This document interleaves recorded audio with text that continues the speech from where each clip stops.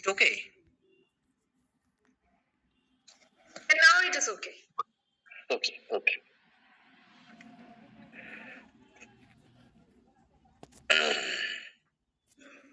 So just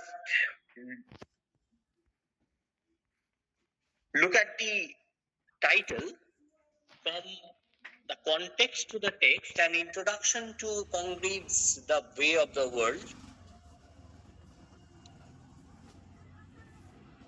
And let me move on to the next. Actually, there is a problem with this slideshow. Is it full screen?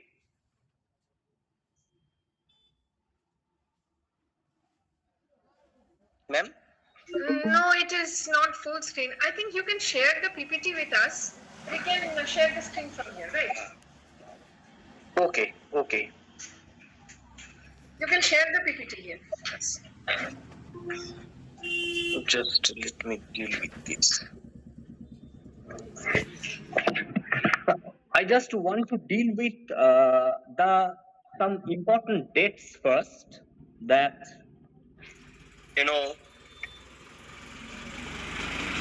has historical, political, and literary significances. So you all know the periodization about the periodization of literature. So for the convenience of our study, we periodize literature, and this periodization by and large takes place considering the historical and the political factors of the age. Now, in this talk, I have chosen to begin from 1642. Now, can anyone tell me the significance of the date 1642 in English history? Students? 1642? Why is this date important? You see, 1642 is the date of English Civil War, and it is also important for closure of the theatre. On 2nd September, the Puritan government passed and theatres were closed. Now, why were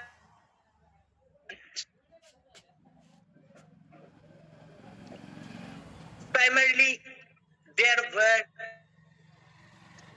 as the Puritans were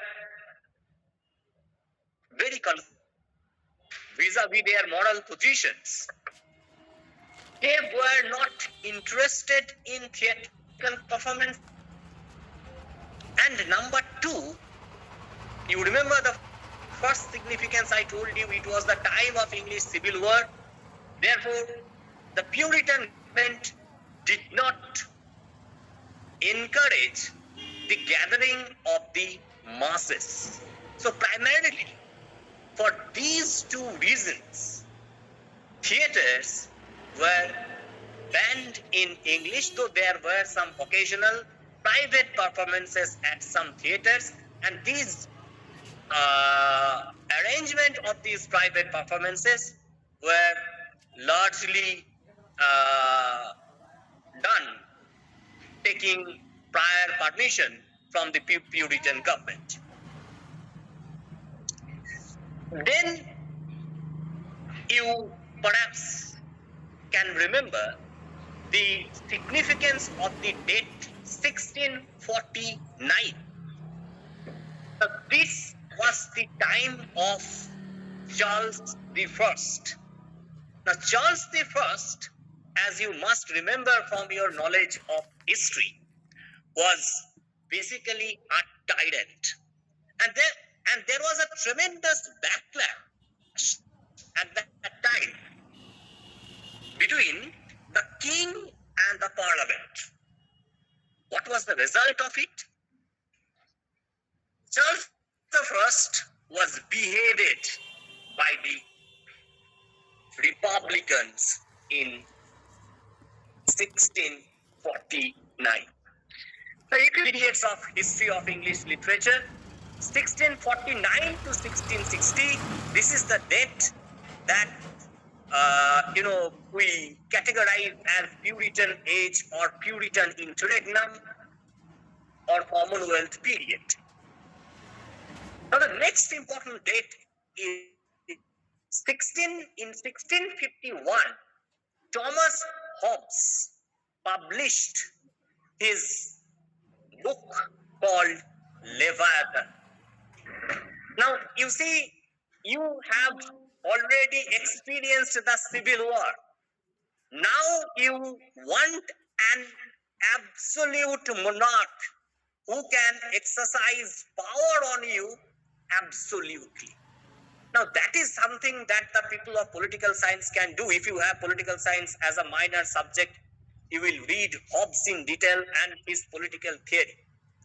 Now, I am not interested in political philosophy per se, but the influence of that political philosophy upon literature.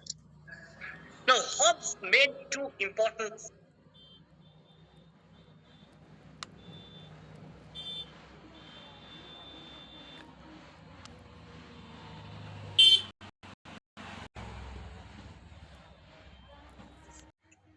poor, solitary, nasty, brutish, and short.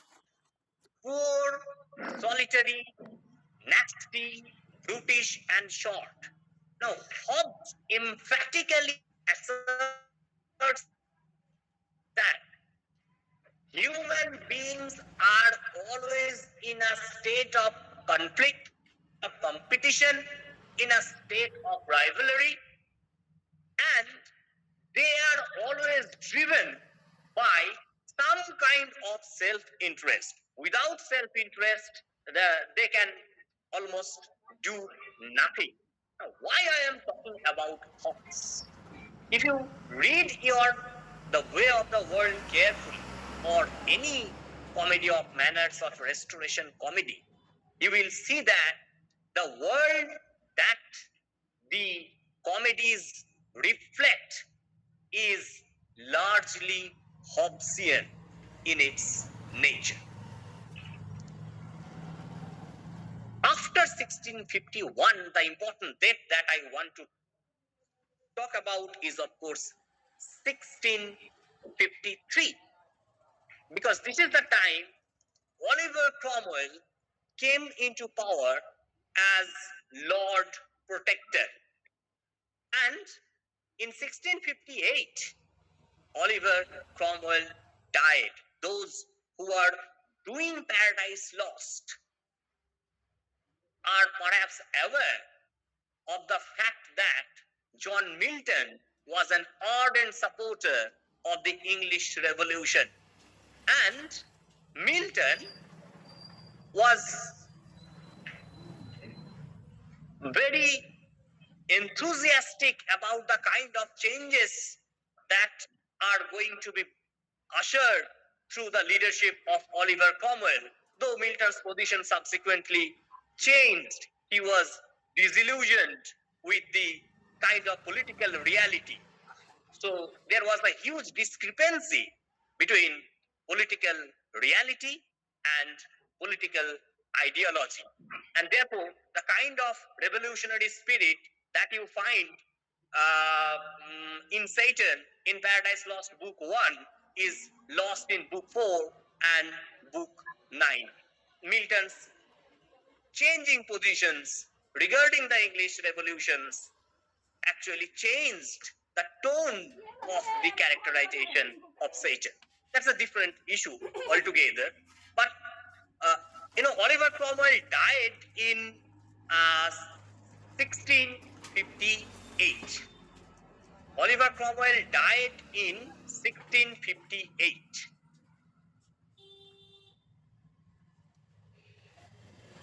The next important date that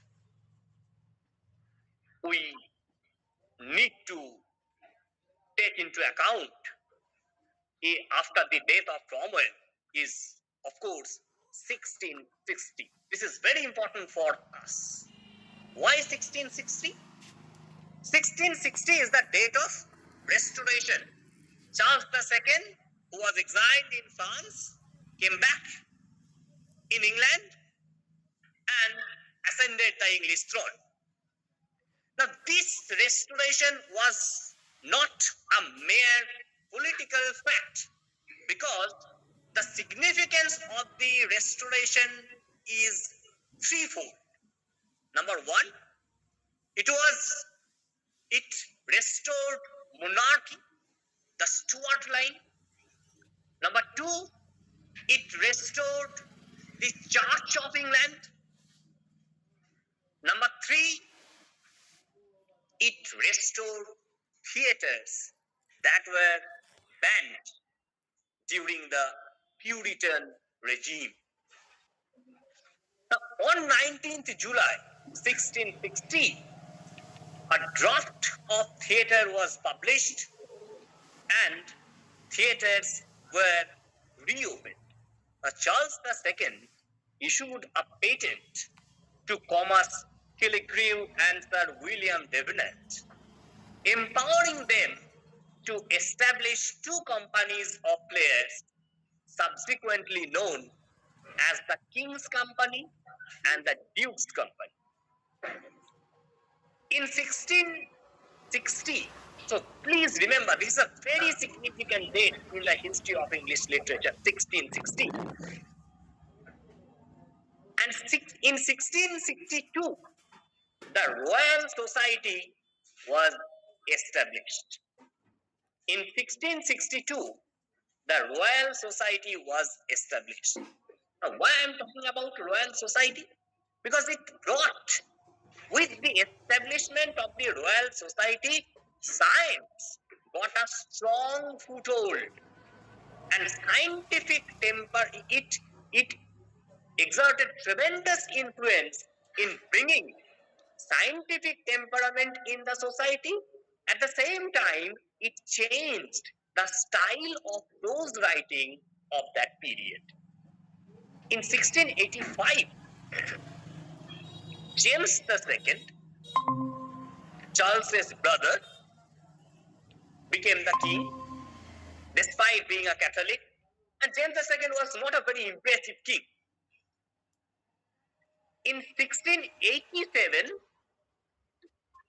Sir Isaac Newton published Principia Mathematica. I was talking about the development of science during this period. You remember Pope, Alexander Pope, the writer who wrote Your Rape of the Lock, claimed. Now, if you can remember, the Bible opens with the line, God said, let there be light, and all was light. Alexander Pope wrote, God said, let there be Newton, and all was light. You see that God is being replaced by a scientist. So you can understand the kind of emphasis the age was giving to the scientist, to scientific thought, and this actually changed the social scenario. Everyone wanted to think through the parameters of reason and logic. In Essay on Man, Pope said, know then thyself, presume not God to scan. The proper study of mankind is man. After the restoration, another significant historical and political event witnessed by the Great Britain is the Glorious Revolution or the Bloodless Revolution that took place in 1688. Now, this marked the deposition of James II and accession of William of Orange and Mary, not by divine right, but by Parliament's term. So remember that the glorious revolution was engineered by the middle class, and it laid down the basis of democracy in England. Now, Voltaire once said that England is a paradise because it can speak of democracy. So, the political democracy is a very important constituent of the political thought of that period, and glorious revolution played an instrumental role in inculcating the spirit of democracy. In 1700, this is a very important date, 1700, because your way of the world was produced, and John Dryden died in this period. The parliament is now gradually gaining its power. Now, you no longer believe in the divine rights of kingship. Now, James the First believed in the divine rights of kingship. Those who are reading Paradise Lost, Macbeth, you know that after the discovery of the regicide, the response was that Lord's anointed temple has been violated, referring to Duncan's body as something divine. Now, what? These are the historical dates, and before reading Comedy of Manners, we must remember three rather intellectual currents that I have already talked about. Two, that is Hobbes, Locke, and Newton. Hobbes, Locke, and Newton. Reason, objectivity, and decorum became the key words of the age. Everyone wanted to, reject the superstitious belief system, and they were not ready to, to adhere to the dictums of fantasy. They were exercising logic to understand life and society. Hobbes, in Leviathan, forbade his counselors to obscure, confused, and ambiguous expressions. Also, all metaphorical speeches tending to the stirring up of passion. So, what was important? Reason and objectivity. These are very important quality for the neoclassical writers. Locke wrote in 1692 treatises of government.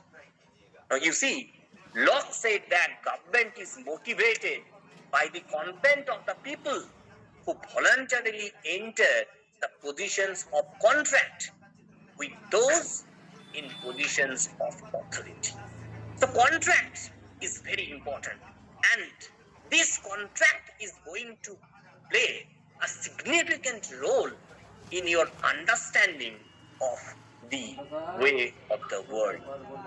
If the spirit of the age is like this, it is quite natural that prose will become the most convenient medium of expression. Matthew Arnold, a Victorian critic and thinker as well as writer, categorized this age as an age of prose and reason. Now, authors are interested in the social and political milieu. Prose is no longer ornate. Prose is no longer bombastic. It is marked by simplicity. There is no grandiloquent style. The overall spirit of the age, as I said, is rational inquiry. So if the age talks about reason and logic, and the spirit of the age becomes obsessed with some kind of rational inquiry. What will be its impact on literature? You will see an entire gamut of writing that belongs to a literary genre called satire. You can think of Butler's Oedipus. Now, satire has a corrective purpose. You are criticizing a society, you are almost half in love with the world in which you inhabit. It, therefore, you need to rectify the errors. It has corrective purpose. The observance of the norms, rules, properties of conduct that every member of the society must follow. Now, think of the playwright that Sorry, sir. we are. Screen off now.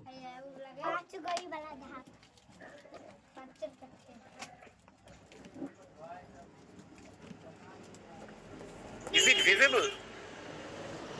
Now it is visible. Visible. Okay.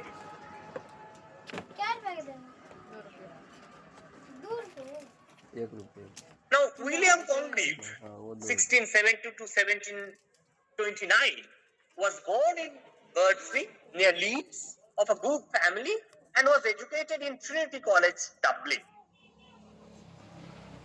Now, he is the one who was so interested in literature that he abandoned law in 1691. This age also witnessed a deluge of print culture.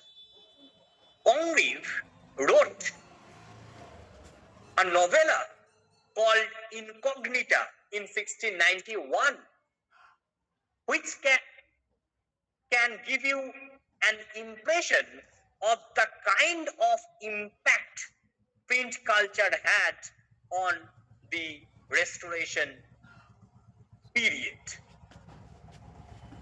His first important comedy was Old Bachelor. It was published in 1693. The other important was The Double Dealer, Love for Love. The Morning Bride was an exceptional tragedy. It's not comedy. And of course, The Way of the World is magnum opus. Dryden loved his works, and he had words of eulogy for him. Out of his admiration, he wrote a poem titled To My Dear Friend. To my dear friend, Mr. Congreve, on his comedy called The Double Dealer, and Dryden claimed that in him all the beauties of this age we see.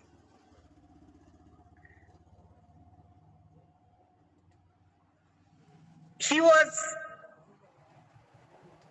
a very polished kind of writer who was not, of course, the first practitioner of the comedy of manners, but who brought perfection to this particular genre through lucid and concise and rhythmic use of language. Now, I talked about the political upheaval of this century because you will see that the life of the author and his or her situatedness in the society actually exercises influence on the kind of aesthetics that he or she practices, and this is true for Congreve as well. The other Restoration playwrights, apart from Congreve, were Wycherley, Etheridge, Vanbrugh, Farquhar, and Thomas Sadwell. Now, Thomas Sadwell is not a very famous writer, but if you read, Thomas Sadwell was actually made famous by John Dryden, who wrote a poem called Macflecknoe, satirizing, Thomas Sadwell. Though this is not merely a lampoon, Macflecknoe, it actually helps us to understand the influence of the print culture and Grub Street literature. Now, the kind of, the kind of theater what kind of theater is being revived, we need to see. I told you that in 1642, theaters were closed. In 1660, theaters were reopened. What happened? Was the nature of the theater carried forward or redeemed from the Renaissance to the Restoration? Or was there a break with the Renaissance theater? Now, you will see that Renaissance theater is marked by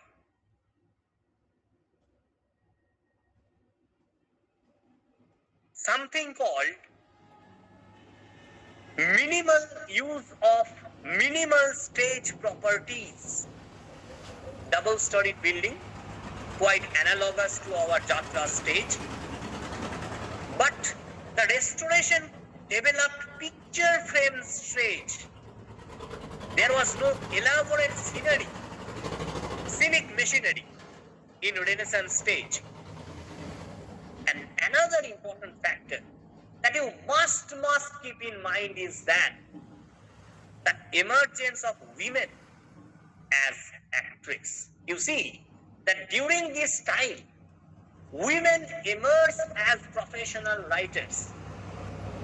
You can think of fair triumvirate of wit, of Aphra Behn, Hilary Very Manley, Eliza Haywood, and they were writing plays, writing amateur fiction, novels, and there were many women who actually acted on stage.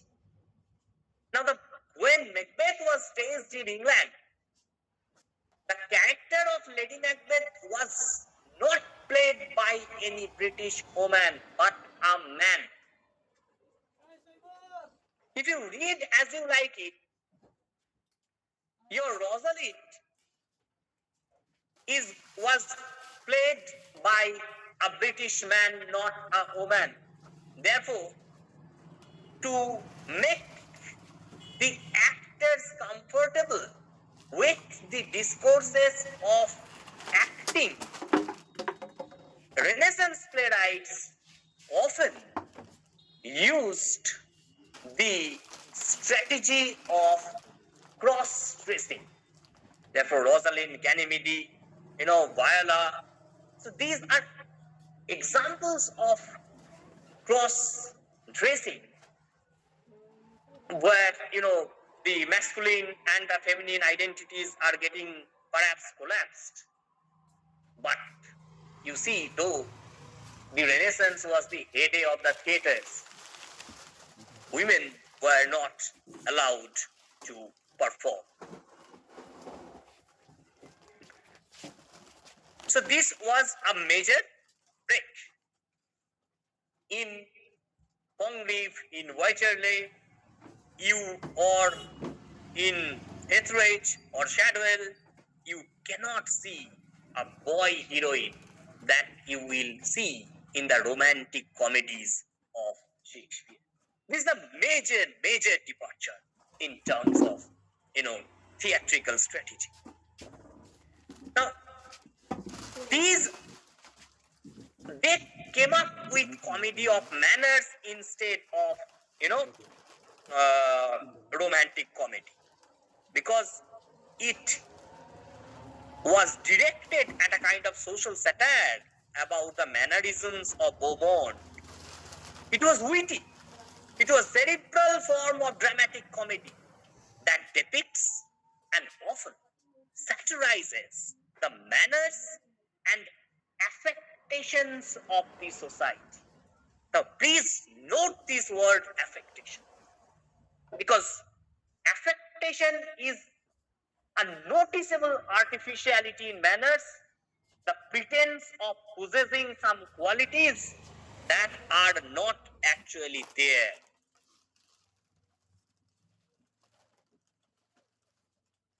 So, and Beaumont is fashionable high society, obsessed with appearances. But the predecessors of the comedy of manners can be traced back when, Menander wrote New Comedy. Menander is considered as the forerunner of comedy of manners because of the elaborate plots, stock characters were imitated by the Roman poet Plautus and Terence, and you can understand this because Congreve was an admirer of Plautus and Terence. So, critical spirit of the age that I was talking about is not suitable for any romantic comedy as such.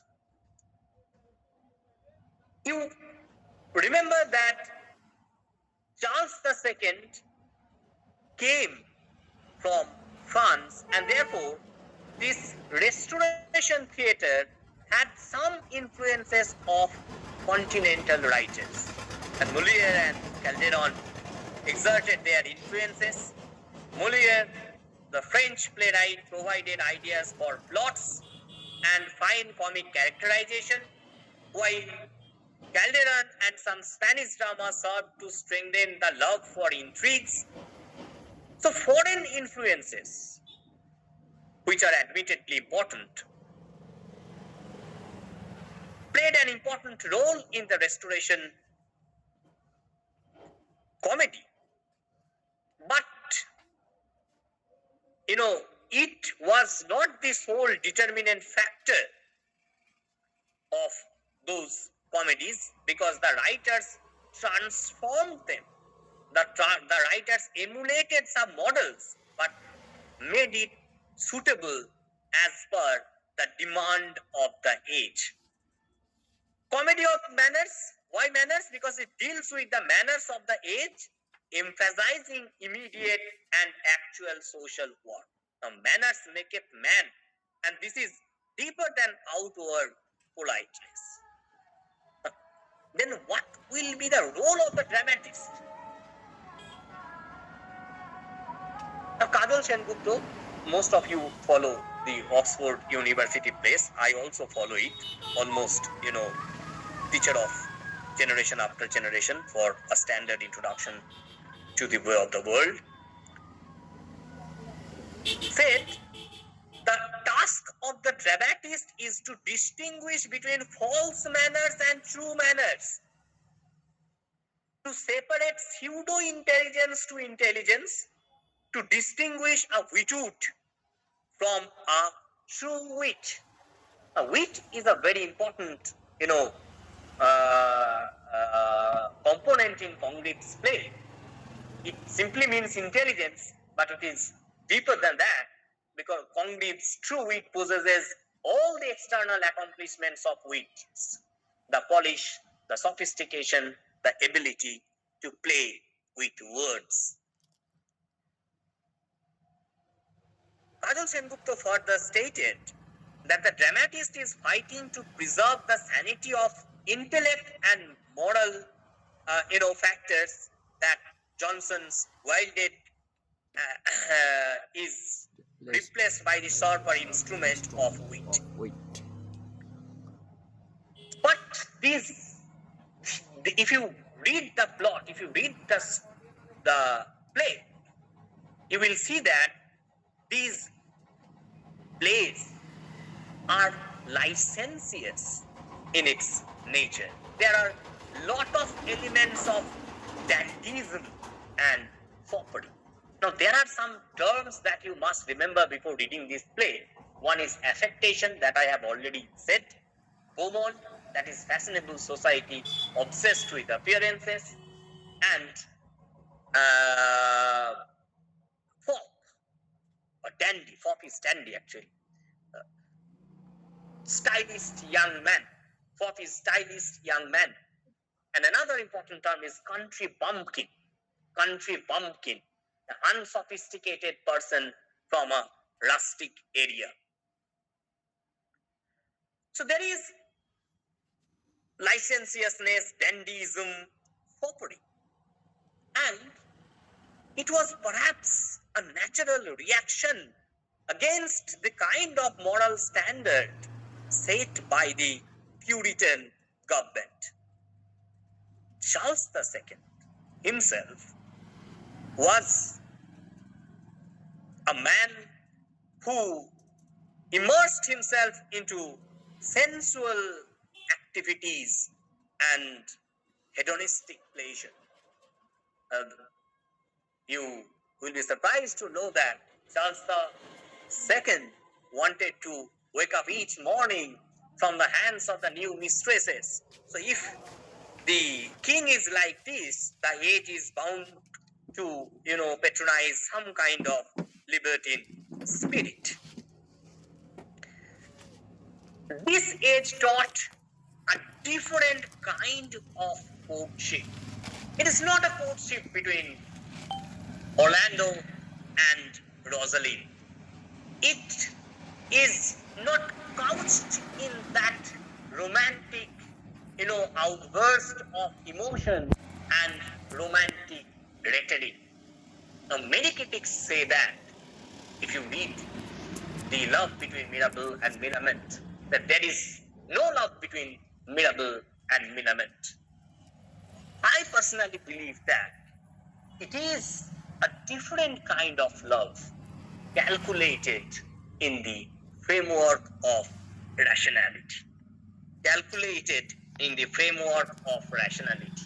তোমরা তো পুরনো cinema দেখো না, দেখবে কমল মিত্রের পুরনো সিনেমায় যখন এরকম একটা সিন দেখায় আর কি, ছেলে মেয়েরা একে অপরকে বিয়ে করবে, তখন কারোর একজনের অর্থনৈতিক অবস্থা খুব খারাপ হলে কমল মিত্রের একটা খুব ডায়ালগ ছিল, অভাব যেদিন আসবে ভালোবাসা সেদিন খিড়কির দরজা দিয়ে চলে যাবে।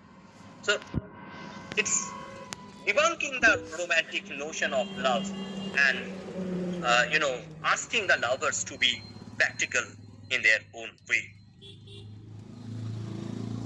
So there is a money marriage nexus, a new model of marriage based on intellectual compatibility and a pragmatic view of life and love instead of romantic view. And these plays were promiscuous in nature, it underwent several attacks and sentimental comedy came in its place. There was country-city divide, binary, because these plays were always set in London with elegant ladies and handsome gentlemen, and rural England has not been presented as impressive. When you will read about Sir Wilfull in Your Way of the World, you will see that he shocks everyone by starting to take his boots off in Lady Wishfort's parlor. In the late 18th century, there was some kind of revival of comedy of manners through the hands of Oliver Goldsmith in She Stoops to Conquer and Richard Sheridan in The School of Scandal. Now, though we criticize the comedy of manners very strongly, but comedy of manners had its afterlives also in the work of Oscar Wilde's Lady Windermere's Swan and the importance of being earnest. In the 20th century, we can also see the influence of comedy of manners in the works of Noel Coward and Somerset Maugham, the British dramatist, and American Philip Berry and S.N. Berman. Now, critics I was talking about the criticism of the Restoration Comedy. The most vehement attack on Restoration Comedy was done by a Puritan writer called Jeremy Collier, who wrote short view of the immorality and profaneness of the English stage, objected to the immorality of the Restoration, and Jeremy Collier was answered by Congreve. Congreve, spinned a logic uh, drawing upon Aristotle and told that the satiric thrust of the plays were to correct the society, and immorality, the immorality of the characters does not necessarily reflect the opinion of the author or the writer. Charles Lamb wrote on the artificial comedy of the last century, where, Charles Lamb also talked about this lack of real reflection of the society and therefore used this term artificiality, and also attacked it on moral ground. Then Macaulay wrote the comic dramatists of the Restoration on the moral front. Congreve's guilt was so clear that no address or eloquence could obtain an acquittal. Thackeray, a very important Victorian writer, wrote the English humorists of the 18th century. Just it was where feast, the banquet of wit, where there is no love, it falls soon. An important character called Daubrey, who wrote Restoration Comedy, said it gave a brilliant picture of time rather than a new insight into man. He regrets that he cannot grant to Wycherley, Etheridge, or Congreve the universality of vision that raises the French plays and earlier the plays of Johnson. Now, Ben Jonson exerted influence on the Restoration Comedy apart from the Spanish influence and the French influence. And Beaumont and Fletcher also had their influences on the comedy of manners. Elsie Knight, in an essay titled Restoration Comedy, The Reality and Meat, also, discarded the entire gamut of Restoration Comedy for being gross, dull, and trivial. Now, I told you Congreve answer to Collier's attack.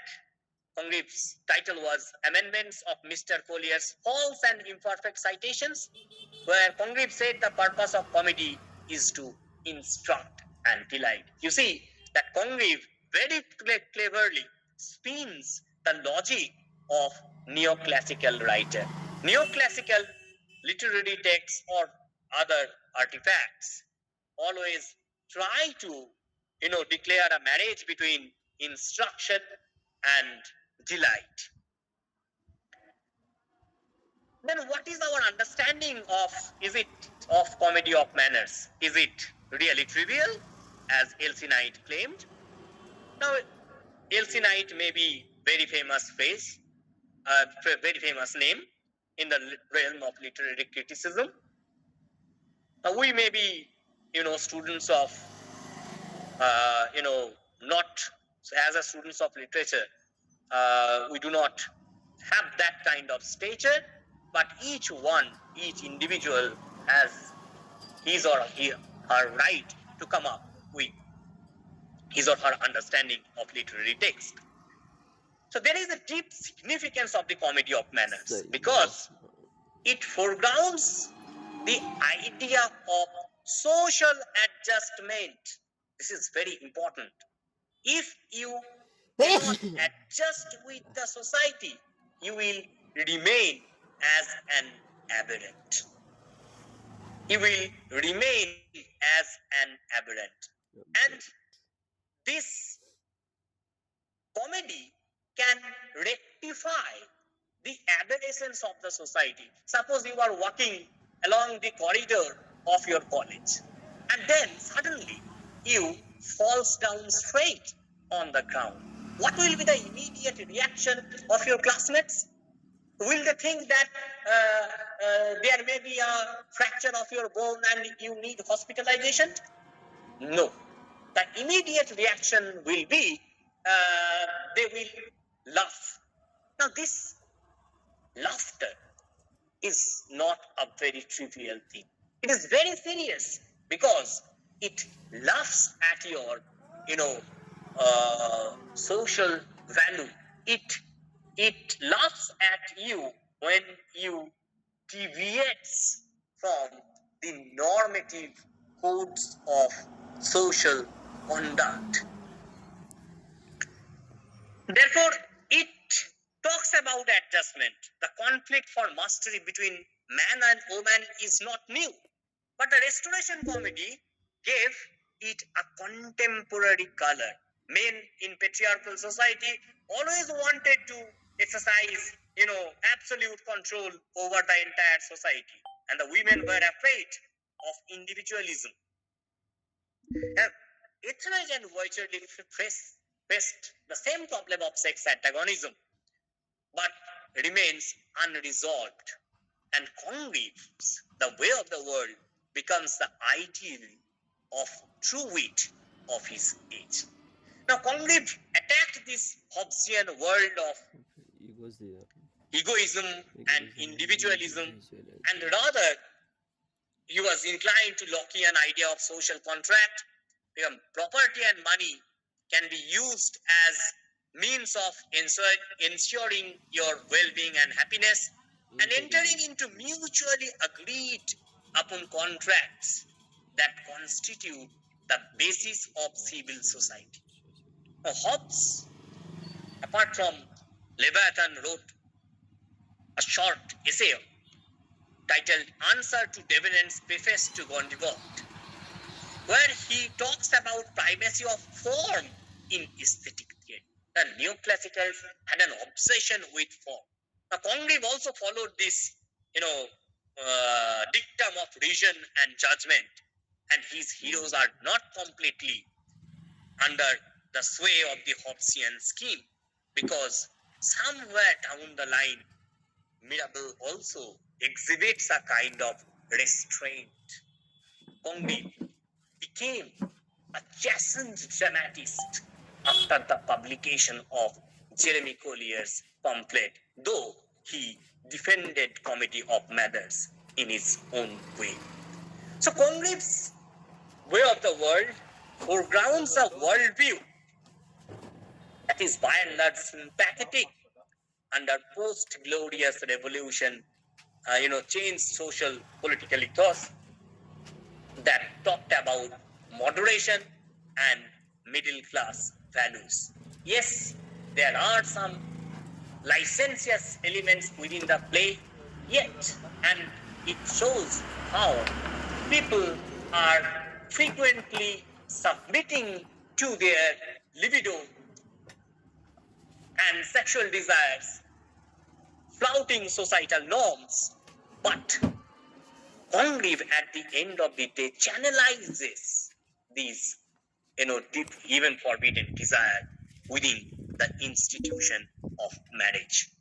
So the operations of desire, the operations of sexuality in the relationship between Mirabell and Willamette are interwoven with assurances of financial stability and marriage. So whenever you think of the Way of the World, you can think of the nexus between money and marriage. And if you are interested, you can also look at the paintings of William Hogarth. William Hogarth had a painting titled Marriage a la Mode, where this kind of social contract and marriage, nexus between money and marriage is being shown. Now, Congreve precedes the play with two quotations. If you read it from Horace's second satire, one is, "You who seek retribution against adulterers will be happy to learn that they are impeded on all sides." And the second is, "She is afraid for dowry." Now, by referring to Horace, Congreve locates his play to the great literary tradition and set the mood of the play, where the characters portray a world of desire, power, and money.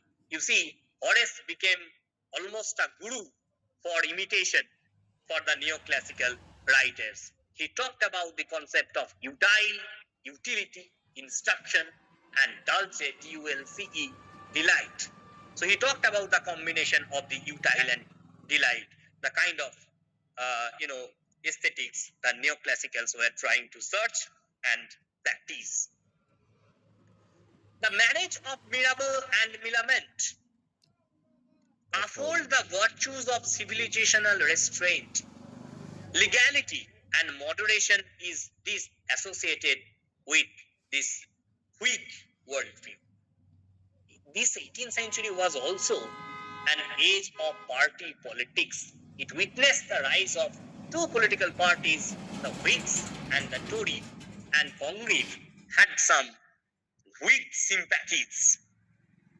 And therefore, this play celebrates the triumph of the Whig moderation, marked by contractual obligations over absolutist power and self-restraint. So it's moderation, but you must be aware of the gendered rhetoric. Yes, Mirabeau's sexuality is being regulated through the institution of marriage with Millamant. But what about Mrs. Fenol, whose reputation becomes amenable to public scandal due to her past affair? And Mirabeau was guilty on the same ground, but he is now happily married to a wealthy man without paying the price for his past relationships. So this double standard of the patriarchal society was also prevalent at that time. Now, when you will read the play and the dialogues of Lady Wishfort, I'm sure most of you will enjoy her characterization, will laugh at her malapropism. Malapropism is misuse of words in ridiculous manner. At the same time, won't you think it as a kind of denigration of aging in favor of the young one that every society perhaps practices? So these are some problematic areas that you must keep in mind before reading the text. I will stop here today and will answer your queries if you have any.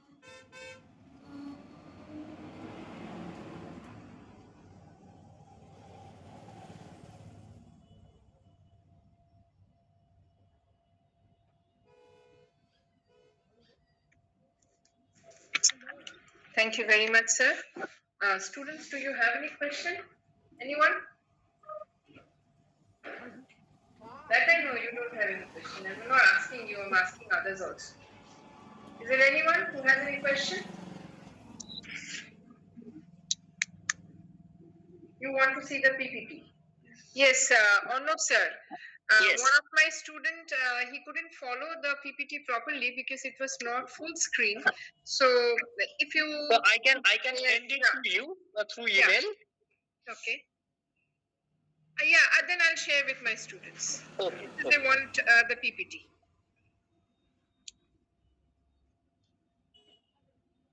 So, Aninda, would you like to end it? Thank you, sir. First, thank you very much, sir. It was really a very enlightening session, and you have touched upon the very significant issues from the sociological, political, historical, and the philosophical side. And I'm sure the words that you have emphasized in your PPT, students have taken a note of it, and they're going to, that will be reflected in their answers. So thanks a lot for joining with us, and we hope in the future also we can conduct this kind of faculty exchange program, and we can have you once again to deliver a significant talk to our students. Thank you very much, sir. So one thing, sir, could you please show the PPT once where you have the faculty exchange program? Then I can take a proper, picture of it.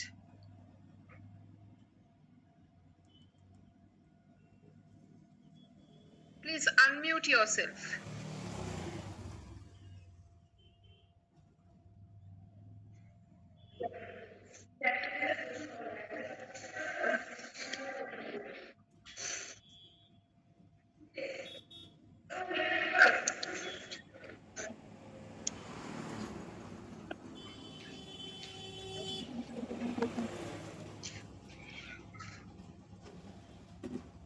Raman जी कौन series लिखा है?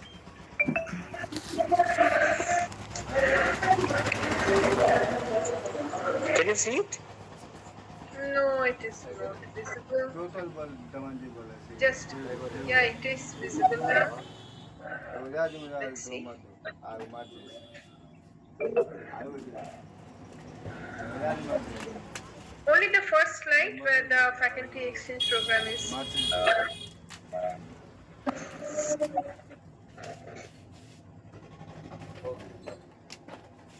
पूरा हो गया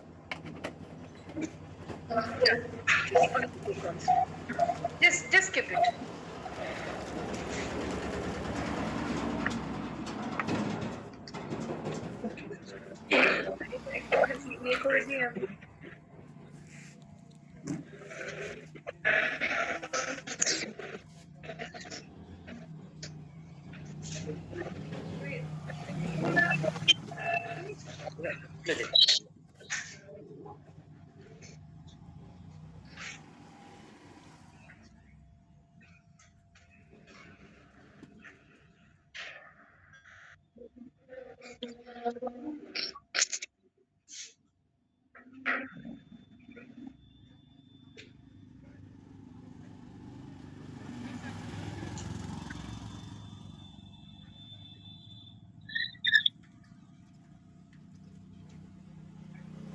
Thank you very much, sir. Okay. Okay.